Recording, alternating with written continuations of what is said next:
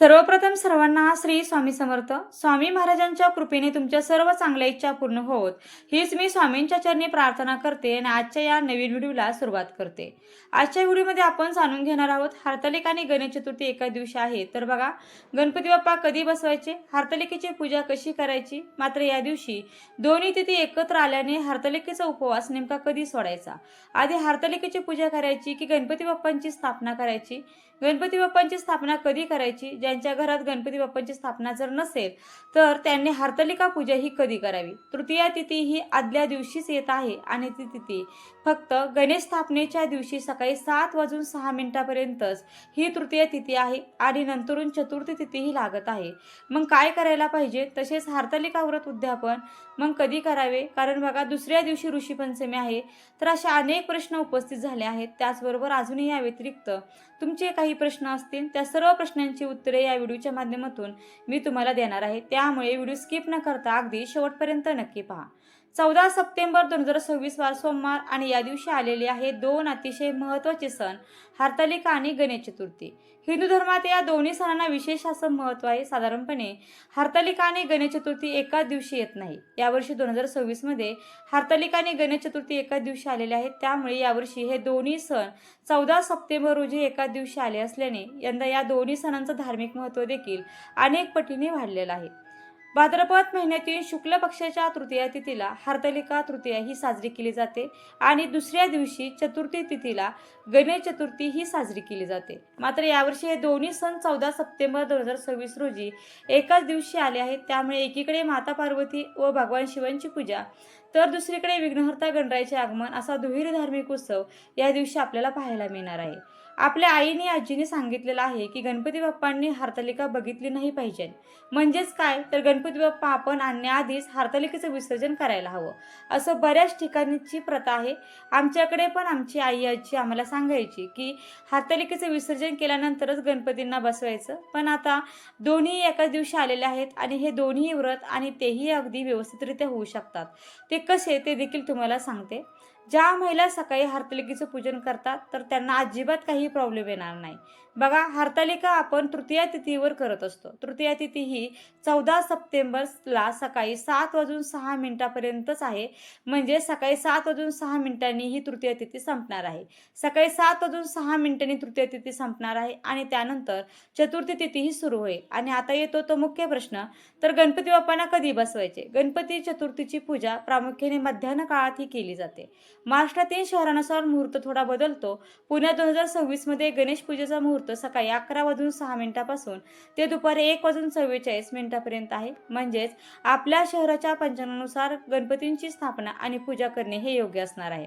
आता जर दोन्ही पूजा एकाच दिवशी असतील तर हरतालिका आणि गणपतींची पूजा एकमेकांपासून वेगवेगळ्या आहेत. तुमच्या घरची परंपरा आणि स्थानिक पंचांगातील वेळ यानुसार दोन्ही पूजा कराव्यात. तृतीया तिथीमध्ये आपण हरतालिकेचं पूजन करत असतो. तृतीया तिथी जरी 7:06 संपत आहे, मात्र सूर्याने ती तिथी बघितलेली आहे म्हणजे पाहिलेली आहे. सूर्याने जी तिथी पाहिलेली असतील तर ती तिथी पूर्ण दिवसभर चालते. त्यामुळे हरतालिकेचं पूजन देखील दिवसभर चालणार आहे. मात्र महिलांना आवर्जून सांगेल की दुपारपर्यंतच हरतालिकेचं पूजन हे करून घ्यायचं आहे.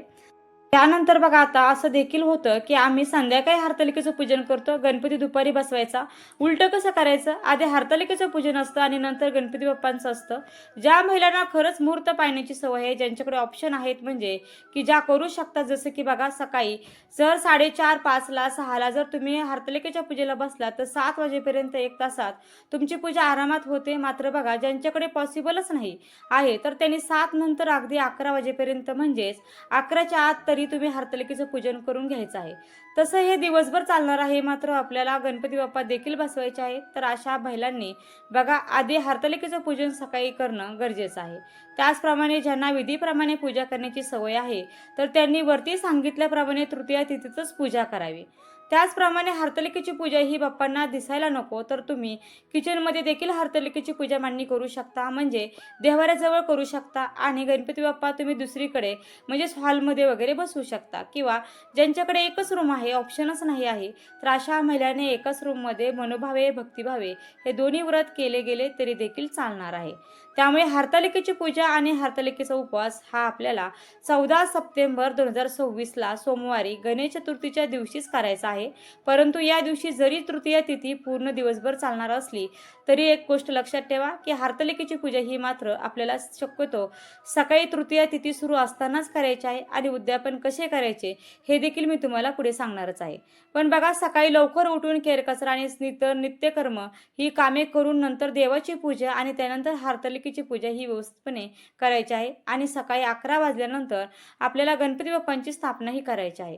हरतालिकेचा उपवास जो आहे तर तो तुम्हाला 14 तारखेला पूर्ण दिवसभर करायचा आहे आणि दुसऱ्या दिवशी म्हणजे 15 तारखेला हा उपवास तुम्हाला सोडायचा आहे. याचबरोबर ज्या घरामध्ये गणपती बाप्पा आणले जात नाहीत किंवा गणपती बाप्पांची स्थापना केली जात नाही तर त्या घरातील महिलांनी संध्याकाळी जरी हरतालिकेची पूजा केली तरी देखील चालणार आहे. पण तृतीया तिथी ही सकाळीच आहे तर शक्य असेल तर ही जी पूजा आहे तर तुम्ही सकाळीच करण्याचा प्रयत्न करावा. तसेच गणेश चतुर्थीच्या दिवशी सकाळी 7:30 ते सकाळी 9 या 1.5 तासात राहुकाळ देखील असणार आहे. या दिवशी सकाळी 7:30 राहुकाला सुरुवात होईल आणि सकाळी 9 वाजता हा जो राहुकाळ आहे तो संपेल. तर या राहुकाळात सुद्धा तुम्हाला हरतालिकेची पूजा जी आहे तर ती करता येणार नाही. म्हणून एक तर तुम्ही सकाळी 7 वाजेपर्यंत तृतीया तिथी सुरू असतानाच ही पूजा करायची आहे किंवा मग तुम्ही हा राहुकाळ संपल्यानंतर म्हणजेच सकाळी 9 वाजल्यानंतर ते सकाळी 11 वाजेपर्यंत ही हरतालिकेची पूजा तुम्ही करू शकता आणि त्यानंतर सकाळी 11 नंतर तुम्ही बाप्पांची स्थापना देखील करू शकता. पण ज्यांच्या घरात एकच रूम आहे तर अशा वेळी तुम्ही एकाच रूममध्ये अगदी मनभावे भक्तिभावे हे दोन्ही व्रत केली तरी देखील चालणार आहे. पण ज्यांना या दोन्ही पूजा एकाच रूममध्ये मांडायच्या नसतील तर त्यांनी काय करायचं तर बघा, हरतालिकेचं जे व्रत आहे तर ते सखींबरोबर म्हणजेच मैत्रिणींबरोबर केलं जाणारं व्रत आहे. म्हणून जर तुमच्या शेजारी कोणाच्याही घरी हे व्रत होत असेल आणि तिथे जर त्यांच्या घरामध्ये बऱ्यापैकी जागा असेल तर तुम्ही तुमच्या पूजेचं जे काही साहित्य आहे तर तिथे घेऊन जाऊन तुम्ही हे व्रत करू शकता. कारण पार्वती मातेने तिच्या सख्यांबरोबर हे व्रत केलं होतं आणि म्हणून जेव्हा आपण हरतालिकेचं पूजन करतो त्यावेळी आपण जे वाळूचं शिवलिंग बनवतो त्यावेळी आपण तिथे 5 साळुंक्याही बनवतो, म्हणजेच एक माता पार्वती आणि 4 तिच्या सख्या, तर अशा आपण शिवसृष्टी बनवत असतो. तर अशा प्रकारे तुम्ही देखील तुमच्या मैत्रिणीकडे जाऊन हे व्रत साजरं करू शकता.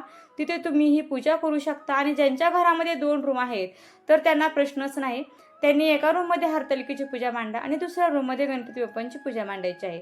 आता 14 तारखेला सकाळी हरतालिका पूजा केल्यानंतर त्याच दिवशी दुपारी आपण गणपती बाप्पांची स्थापना करणार आहोत. तर हरतालिकेचं विसर्जन पण 14 तारखेलाच करून टाकायचं का तर बघा, अजिबात नाही. तर 14 तारखेला ही पूजा दिवसभर तुम्हाला तशीच ठेवायची आहे आणि 15 तारखेला तुम्हाला त्या पूजेचं विसर्जन करायचं आहे. लक्षात ठेवा, 15 तारखेला या पूजेचं विसर्जन करायचं आहे. कारण या दोन्ही पूजेचं खरं तर तसा एकत्र असा काहीही संबंध नाही. उलट यामुळे एकीकडे माता पार्वती आणि भगवान शिवांची पूजा आणि आराधना तर दुसरीकडे विघ्नहर्ता गणरायाचं आगमन असा दुहेरी धार्मिक उत्सव आपण साजरा करणार आहोत. आणि त्यामुळे जरी ही दोन्ही व्रत एका दिवशी आली असली तरी तुम्ही अजिबात गोंधळून जायची काही गरज नाही. ज्या महिला दरवर्षी हरतालिकेचं हे पूजन संध्याकाळी करतात तर यावर्षी त्यांनी ही पूजा सकाळी लवकर करायची आहे आणि ज्यांच्याकडे गणपती बाप्पांची स्थापनाच केली जात नसेल तर त्यांनी संध्याकाळी हरतालिकेची पूजा केली तरी देखील चालणार आहे. आता कोणतीही पूजा घरात करायची म्हटली की आपली धावपळ होतेच, पण यावर्षी तर बघा आपल्याला या दिवशी 2 पूजा करायच्या आहेत, त्यामुळे आपली खूप धावपळ होणार आहे. म्हणून दोन्ही पूजांच्या मध्ये तुम्हाला थोडासा गॅप देखील ठेवायचा आहे. म्हणजे जसे की सकाळी 7 वाजेपर्यंत जर तुमची हरतालिकेची पूजा झाली तर त्यानंतर जो वेळ आहे तो तुम्हाला बाप्पांच्या पूजेच्या तयारीसाठी देता येईल आणि 11:20 गणपती बाप्पांची स्थापनेचा जो शुभ मुहूर्त आहे तर त्या मुहूर्तावरती तुम्हाला तुमच्या घरामध्ये बाप्पांची स्थापना ही करता येईल आणि त्यानंतर तुम्ही बाप्पांची पूजा आरती वगैरे करू शकता. आता हरतालिकेचा उपवास जो आहे तर तो तुम्ही 14 तारखेला दिवसभर करायचा आणि हा जो उपवास आहे तर तो तुम्हाला दुसऱ्या दिवशी म्हणजे 15 तारखेला तुम्हाला हा उपवास सोडायचा आहे. आता 15 तारखेला आहे ऋषीपंचमी, तर ऋषीपंचमीच्या दिवशी सुद्धा जर कुणाचा उपवास असेल तर हा जो उपवास सुद्धा तुम्हाला दुसऱ्या दिवशी सोडायचा आहे. ज्या महिला हरतालिका आणि ऋषीपंचमी हे दोन्ही व्रत करत असतील तर त्यांनी 14 तारखेला आणि 15 तारखेला या दोन्ही दिवशी उपवास करायचा आहे आणि 16 तारखेला तो उपवास सोडायचा आहे. आणि या दोन्ही दिवशी तुम्ही उपवासाचे जे काही पदार्थ खातात तर ते देखील खायचे आहेत. मात्र ज्या महिला ऋषीपंचमीचा उपवास संध्याकाळी सोडत असतील तर 15 तारखेला संध्याकाळी तुम्ही उपवास सोडू शकता आणि ज्या महिलांचा ऋषीपंचमीचा उपवास नसेल तर तुम्ही 15 तारखेला सकाळी बाप्पांची पूजा करून उपवास हा सोडू शकता. तर अशा प्रकारे हे व्रत केल्याने तुम्हाला दोन्ही सणांचं फळ आहे तर ते प्राप्त होईल. आणि अत्यंत महत्त्वाचं म्हणजे तुम्ही हा विचार अजिबात मनात आणू नका की मी सकाळी हरतालिकेची पूजा करते आणि संध्याकाळी त्या पूजेचे विसर्जन करते आणि त्यानंतर मी बाप्पांची स्थापना करते. तर हे अतिशय चुकीचं आहे आणि शास्त्राच्या विरुद्ध देखील आहे. त्यामुळे हा विचार तुम्ही चुकूनही मनात आणू नका. 14 तारखेला सकाळी 7:06 तृतीया तिथी असणार आहे. त्यामुळे तृतीया तिथी असेपर्यंत हरतालिकेची पूजा करून घ्या आणि त्यानंतर 11:20 शुभमुहूर्तावरती गणपती बाप्पांची तुमच्या घरात स्थापना करा आणि दुसऱ्या दिवशी 15 तारखेला हरतालिकेच्या पूजेचे विसर्जन करा, जेणेकरून केलेल्या दोन्ही व्रताचं तुम्हाला पुण्य प्राप्त होईल. आता हरतालिकेच्या पूजेच्या साहित्याचं विसर्जन कसे करावे, पूजा मांडणी याचा आपला दुसरा व्हिडिओ देखील येईल. तो व्हिडिओ देखील तुम्ही नक्की पहा. आता आणखी एक महत्त्वाची गोष्ट म्हणजे गणेश चतुर्थीच्या दिवशी चंद्रदर्शन बद्दल एक धार्मिक मान्यता आहे की गणपती बाप्पांनी चंद्राला शाप दिल्याची पौराणिक कथा यामागे सांगितली जाते. म्हणून गणेश चतुर्थीला चंद्र पाहू नये अशी परंपरा आहे. मात्र यंदा हरतालिका आणि गणेश चतुर्थीच्या तिथी एका दिवशी येत असल्यामुळे याबाबत वेगवेगळ्या पंचांगामध्ये स्थानिक वेळेनुसार माहिती दिली जाऊ शकते. म्हणून आपल्या शहराच्या पंचांगातील चंद्रोदय आणि निषिद्ध काळ पाहणे योग्य. आणि आणखी एक गोष्ट, हरतालिका व्रत अनेक महिला निर्जला ठेवतात, पण प्रत्येकाची शारीरिक क्षमता वेगवेगळी असते. आरोग्याची अडचण असल्यास उपाशी राहण्याचा हट्ट देखील करू नका. त्याचप्रमाणे बघा, ज्यांच्याकडे 1.5 दिवसांचा गणपती आहे, काही ठिकाणी रात्री 12 वाजल्यापासूनच गणपती स्थापनेसाठी चालू करतात. तुम्हाला जेव्हा पॉसिबल होईल तुमच्या पद्धतीनुसार तुम्ही गणपती स्थापना करू शकता आणि नंतरून सुद्धा हरतालिका विधी केला तरी देखील चालतो. ज्यांच्याकडे 10 दिवसांचे गणपती, 5 दिवसांचे गणपती आहे, तर त्या लोकांनी सकाळी हरतालिका व्रत करून घेतलेले कधीही उत्तम.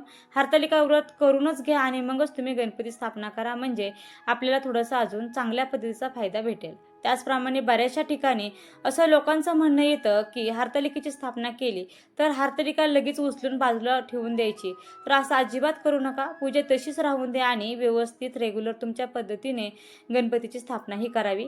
सगळ्यात महत्त्वाची, पूजा कोणाच्या आधी केली यापेक्षा श्रद्धा, स्वच्छता आणि आपल्या घरची परंपरा जपणे महत्त्वाचं आहे. हरतालिका आपल्याला माता पार्वतीची भक्ती आणि संकल्प शिकवते, तर गणपती बाप्पा हे आपल्याला बुद्धी, शुभारंभ आणि विघ्न दूर करण्याची प्रार्थना शिकवतात. म्हणून यावर्षी माता पार्वती आणि भगवान शिवांची भक्ती करा. काही वाक्य रिपीट झाले असतील, पण त्यातून माझा एकच उद्देश होता की ही माहिती सर्वांना व्यवस्थित आणि योग्य पद्धतीने समजावी. तर ही अत्यंत महत्त्वाची माहिती तुमच्यापर्यंत मला पोहोचवायची होती. झालेली सेवा मी महाराजांच्या चरणी अर्पण करते. व्हिडिओ आवडला असेल तर व्हिडिओला नक्की लाईक करा, हाईप करा आणि चॅनलला सबस्क्राईब करायला मात्र अजिबात विसरू नका. व्हिडिओ शेवटपर्यंत पाहिल्याबद्दल अगदी मनापासून तुमची खूप खूप आभारी आहे. धन्यवाद. श्री स्वामी समर्थ. जय जय स्वामी समर्थ. रामकृष्ण हरी. जय जय रामकृष्ण हरी. ओम नमः शिवाय. ओम नमः शिवाय. ओम नमः शिवाय.